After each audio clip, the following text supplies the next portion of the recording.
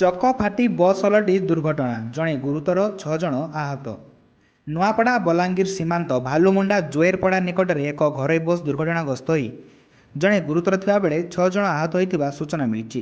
ସୂଚନା ଅନୁସାରେ ଖଡ଼ିଆଳରୁ କଣ୍ଟାବାଞ୍ଜି ଯାଉଥିବା ଆକାଶ ଟ୍ରାଭେଲ ନାମକ ଏକ ଘରୋଇ ବସ୍ର ଚକ ଫାଟିଯିବାରୁ ଭାରସାମ୍ୟ ହରାଇ ଓଲଟି ପଡ଼ି ଦୁର୍ଘଟଣାଗ୍ରସ୍ତ ହୋଇଥିଲା।